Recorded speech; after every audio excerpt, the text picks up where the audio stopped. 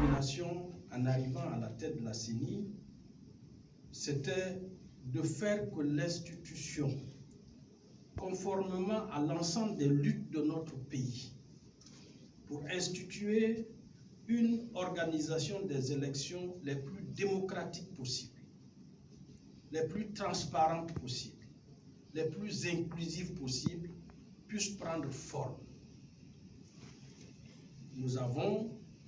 Nous vous l'avons exposé et vous nous avez accompagnés à plusieurs reprises avec des idées fortes, fondatrices, structurantes du processus électoral dans notre pays. Nous n'avons pas toujours tout réussi. Parce que, comme vous savez, le domaine des élections et le domaine politique est par essence le domaine de méfiance, où les acteurs eux-mêmes n'ont pas confiance toujours en eux-mêmes, a fortiori aux autres en face. Donc, ce qui fait que les choses ne sont pas aisées. La preuve, vous l'avez si bien dit en introduction, il y a un an, à cette même période, beaucoup ne voulaient pas d'élection. Et ils nous en voulaient même d'y penser. Ils nous en voulaient même de dire que nous étions en train de réussir l'enrôlement. Vous étiez les seuls avec nous, à nos côtés, à croire qu'on peut organiser des élections dans le pays et qu'il fallait qu'on les organise. Je pense qu'on s'est entêté, on a pris des coups, on a pu faire ce qu'on pouvait.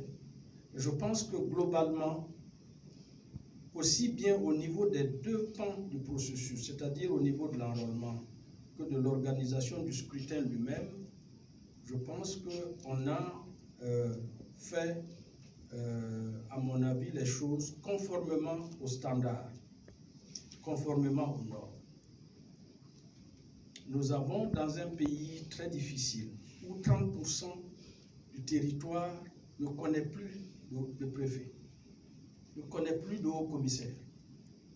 Nous avons pu aller dans ces endroits, nous avons pu enrôler des électeurs et nous avons, avec opiniâtreté, permis que l'ensemble des circonscriptions qui élisent les députés puissent fonctionner et élire donc le député pour que l'Assemblée nationale soit au complet.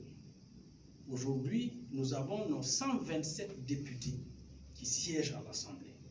Il y a un an, ce n'était pas du tout évident. On avait fait le bilan à cette période et même les politiques les plus optimistes pensaient qu'il y a un certain nombre de députés qui ne pouvaient pas être élus. Donc il y a des circonscriptions qui n'allaient pas être pourvues.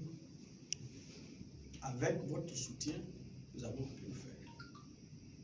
En ce qui concerne donc le deuxième pan de l'organisation du scrutin lui-même, nous avons eu un des scrutins aussi où, en dehors de la difficulté liée à la question sécuritaire, évidemment, à la survenue de ce que personne n'attendait, qui était donc la Covid-19, nous avons eu un des rares scrutins où la législation a continué jusqu'au 25 août, c'est-à-dire à 2 mois et demi des élections, nous n'avions pas encore une loi très précise. Quand la loi a été votée le 25 août à l'Assemblée nationale et promulguée aussitôt, dans les normes, nous aurions dû demander le report du 22. Dans les normes. Parce que les choses étaient telles que on ne pouvait pas, à partir de cet instant-là, conduire un processus sans qu'il y ait une catastrophe. Mais nous y avons cru. Parce qu'il y a un certain nombre de nouvelles donnes introduites à partir du 25 août qui faisaient par exemple qu'au niveau du contentieux des candidatures, on ne pouvait pas être prêt avant le 7 novembre.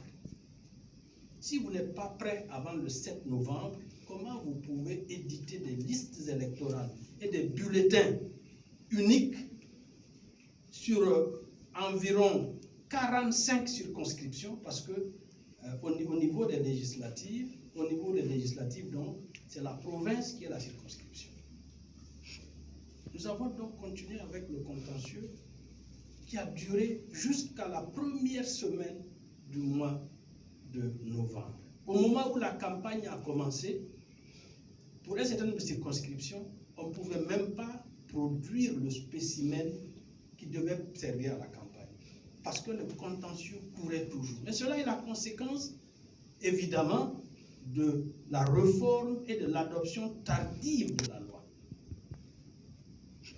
Mais aujourd'hui, les gens ne comptabilisent pas ça comme un passif, puisque personne n'y fait attention. Donc, ce qui a fait, par exemple, qu'en termes de production de bulletins, quand vous remettez un bulletin à un imprimeur le 10 novembre et vous lui demandez de vous le donner le 15, parce qu'il faudrait que les bulletins partent avant, ce n'est pas le 22 novembre que les bulletins partent. Les bulletins doivent partir au minimum une semaine avant. Évidemment, quand on regarde la qualité de nos imprimeries, elles ne sont pas en capacité d'une surproduction de cette taille, parce que ce sont des millions de bulletins qui sont là.